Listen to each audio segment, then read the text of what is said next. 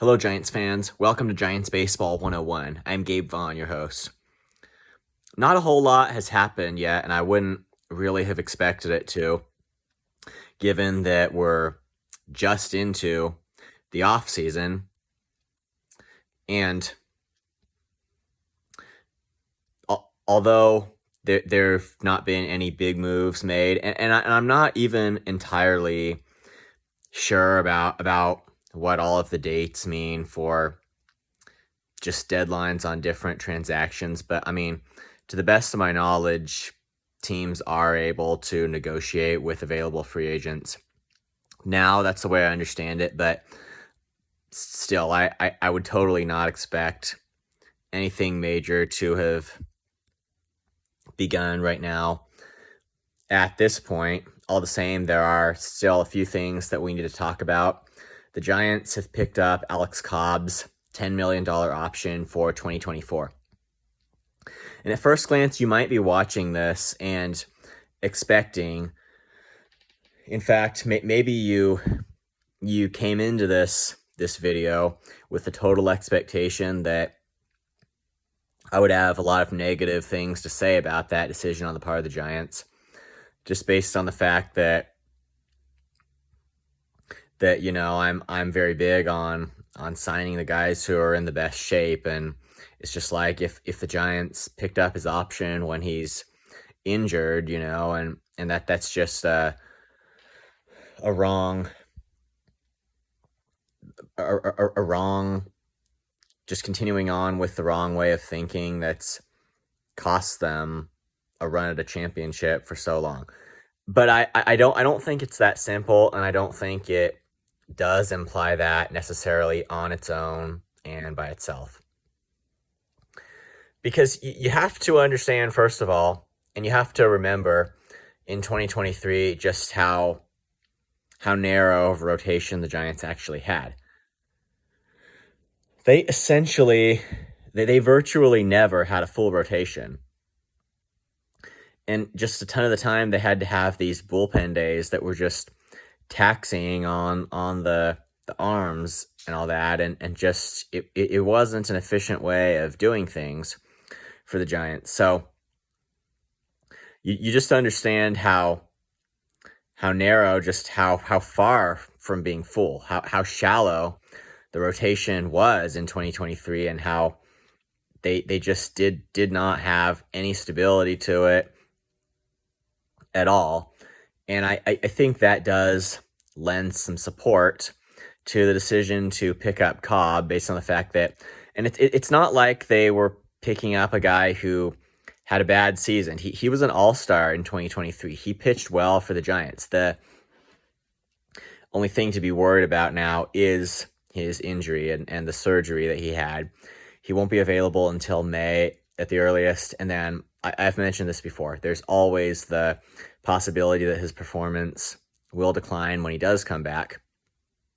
We hope that will not be the case, and we hope he'll get back into top shape as soon as possible. But you always have to deal with the possibility that performance could decline, and it could be the case for Cobb, and those were the only drawbacks.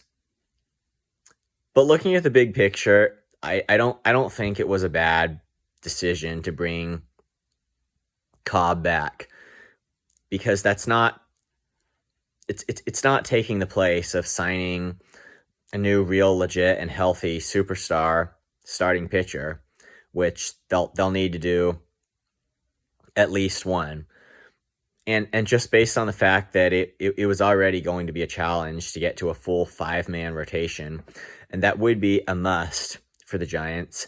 And you just think about, even if Cobb ultimately jumped in as the fifth starter, and the Giants put some guys who were maybe more clearly ready in front of Cobb, and he were the fifth starter, there's plenty of room for other guys.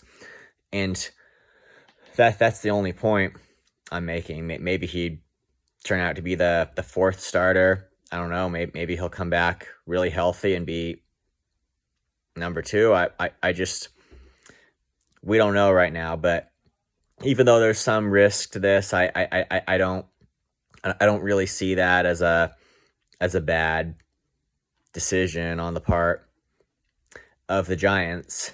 And then too, just considering the fact that they have to get to a 5-man rotation, and just evaluating Cobb in relation to the starters the Giants have in their organization, even though Kyle Harrison has been promising at some times, there's also been some inconsistency there. And I mean, the other starters that they've got too, like the question really is like, is there any guarantee of a guy who could come in and be super consistent? No. And it's just, you're talking about the young guys in the organization that they're probably in the same boat as Cobb. So there was no damage done to the organization in bringing Cobb back, and just based on looking at the overall picture, that probably was the right thing to do. Now, even though it wasn't a bad thing by itself, it could most certainly turn into a bad thing if the Giants don't keep the right perspective here. And this concept, hang on to this concept, because it's something that's going to apply to the discussion about Michael Conforto as well, and how he's back after exercising his player option, and what they're going to decide to do with Mitch Haniger, and just all of that. That's going to apply. So just hang on to this thought. It bringing Cobb back could turn into a bad thing if the Giants don't realize that he may not be in top shape, and that they do need another superstar starting pitcher. They really do, for the rotation. It's something, not that you can have a superstar at every position, but I'm just saying, I think for the pitching, at least one guy for the rotation and one guy for the bullpen is something they should be pursuing. So where bringing back Cobb would turn into a bad thing, where the line would fall is basically if they counted on this to be kind of a safety net for not taking further corrective action. I mean, that would essentially be just kind of keeping the mindset, just the literally dead mindset that they had before, that just didn't get them anywhere. If they count on Cobb to just be the ultimate guy, and not to look elsewhere, and using it as any kind of safety net for any kind of lack of aggressiveness this offseason, or certainly anything that even resembled their performance last offseason, that would turn into a bad thing. Other than that, though, I think we can welcome Cobb back. Now, I did want to talk about Michael Conforto exercising his player option. And Mitch Haniger, too, is going to be back, not because of an option, but just because he's on the second year of his contract. And what you have to say about these two guys is essentially, I mean, they were not good signings. No, they weren't. But you just kind of have to realize, after the Giants had already misplayed things last offseason, after they had already just messed everything up, I mean, you can kind of see the desperation, even though they were not top free agents by any means. You can just see the desperation to just sign somebody and change the team a little bit. So I mean, I'm not really blaming the Giants for signing Conforto and Haniger. I'm blaming them for not getting somewhere prior to that, like, extreme point that the whole process got them to. But they were just, after having just messed up the offseason, they probably just felt pressured to add guys and sign free agents when it was essentially too late. But Conforto and Haniger are going to be back, and it is no wonder that Conforto exercised his player option. Same thing goes for Ross Stripling. He is going to be back after just not having a good year. That the Giants have no control really over any of that. And I think even though a player's decision to come back is a different thing from a team's decision to use their option to bring the player back, kind of the same concept applies here, that only thing the Giants can't do is let this be some kind of a safety net for not looking elsewhere. And it doesn't matter what type of money these guys are making right now. Like, there's probably there's probably some kind of a stereotypical thought to one degree or another in just about every front office that says if a player is making X amount of money or more, like, it's just a common sense thing that they're making too much money to sit on the bench, or but the Giants can't think that way. If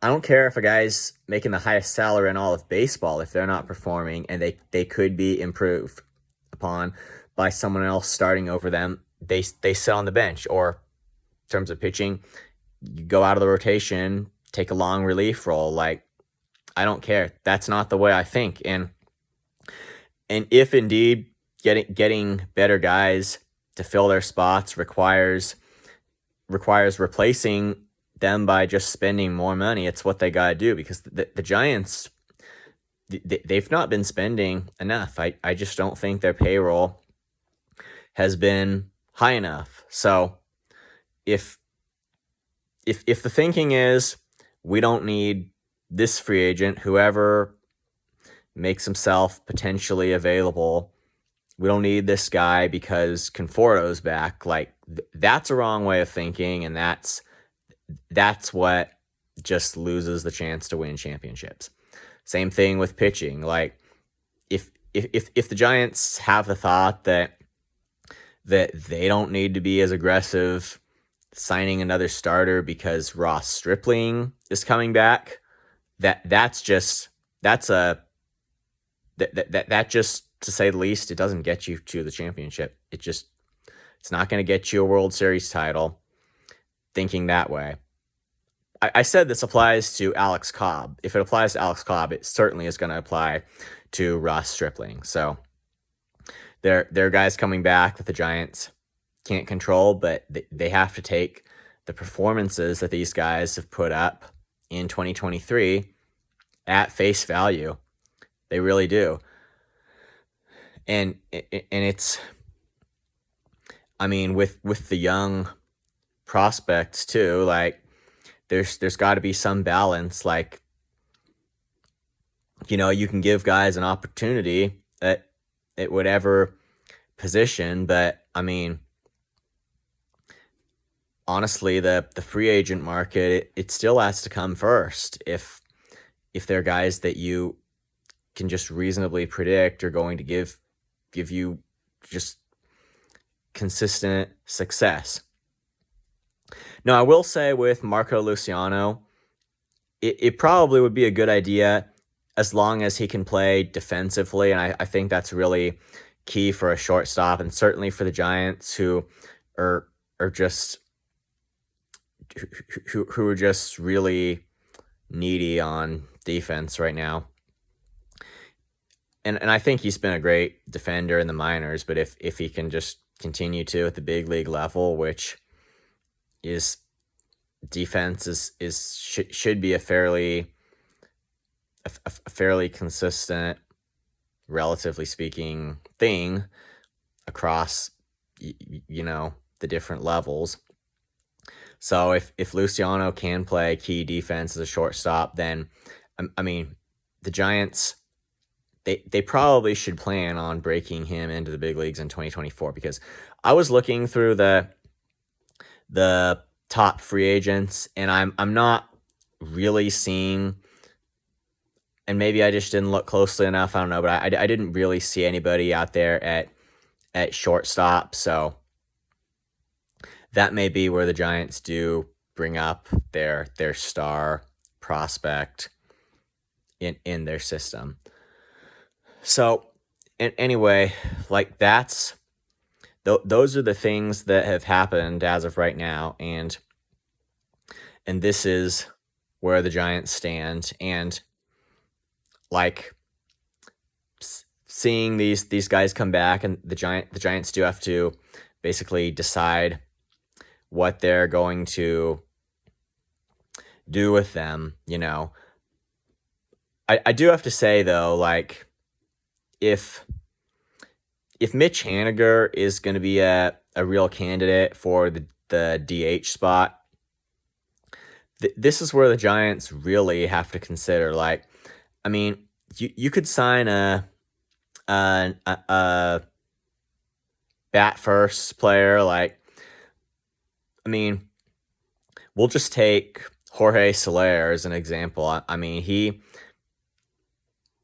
could probably come in and be a power bat. I think he will be a sought after free agent, and I mean, he's not the only guy. I think that JD Martinez is also a free agent. I'm just kind of brainstorming here, thinking of examples of guys who are like DH type players, and it would really be a tragedy. I have to say, it really would be if the Giants would at all, and I mean at all, just kind of decide not to go after one of them for the reason that they need to kind of keep the DH spot open for one of their current guys who's kind of been lagging, like Conforto or Haniger. So it just, that could be a spot if they couldn't end up signing that kind of a guy, or if they sign a different type, maybe more well-rounded player, or hopefully more than one in free agency. But as far as looking for what's available, the Giants just cannot all be influenced by this kind of thinking that they shouldn't go after these guys who can provide, assuming that they can provide a lot with the bat, because they need to keep the DH spot open. No. And I've got a plain, it could just be said in one sentence. Just plain and simple, the answer to this. That's what the bench is for. It really is. I mean, there are going to be 26 players on the roster, but the best 9 of them are going to have to play. That's how it's got to work. Now, I mean, this should go without saying, and I doubt I need to really remind everybody of this, but the Dodgers, they're looking to do stuff this offseason, and I am pretty sure that they mean business. And they're pretty big contenders out there for Shohei Ohtani.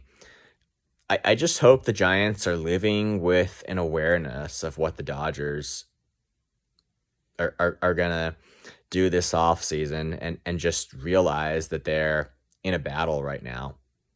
And it would really make them, honestly, stop just taking their time and really start spending money and going after guys if they understand that the Dodgers are serious about their offseason. It probably starts with Ohtani for the Dodgers, but it's not limited just to him. Like, from what I understand, they're going after all this like the sky is the limit. It was, and you can read an article about it. That's what really makes me think it. It's on MLB.com about the Dodgers and like their plans for this offseason. That's where I get this information. You can literally read about it. It's the Dodgers are serious about this offseason, and I just hope that the Giants realize and understand that they're really at war against LA. So, I mean, that's that. Probably all there really is to talk about today, and hopefully we'll have more news and all of that next week. Thank you for watching. This has been Giants Baseball 101. Please subscribe if you haven't. Also, please leave your questions and comments. You know where to do it. I'll see you next time on Giants Baseball 101.